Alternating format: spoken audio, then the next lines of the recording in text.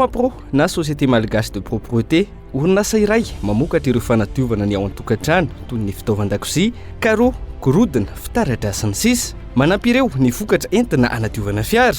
Misehatra ihany koa amin'ny famolavolana karazam-bokatra momba ny fikolokoloana ny vatana toy ny volo sy ny tanana.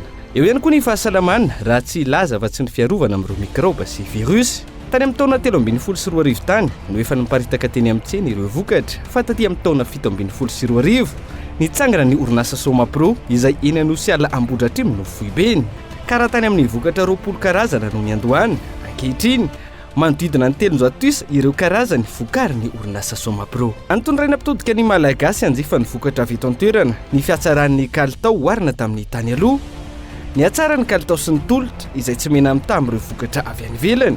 Misy aza alaim-panahy hevitra hoe avy any ivelany ireny fa anarana no atao teny Malagasy. Manana tombo-kase na label Malagasy ny Antsika ny 5.0 isanjato ny vokatra eto aminay izay omeny ny syndicat des industries de Madagascar na SIM. Ankehitriny mahery ny 500 sy 500 ny isan'ireo vokatra avy amina orinasa samihafa na azo izay label Malagasy ny Antsika avy amin'ny SIM izay.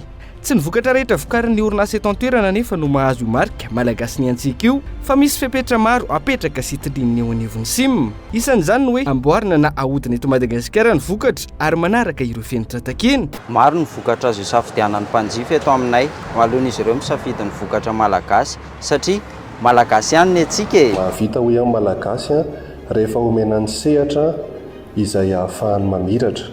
Ny hafatra lehibe ary ao anatin'izay dia hoe jifao ny vokatra vita Malagasy.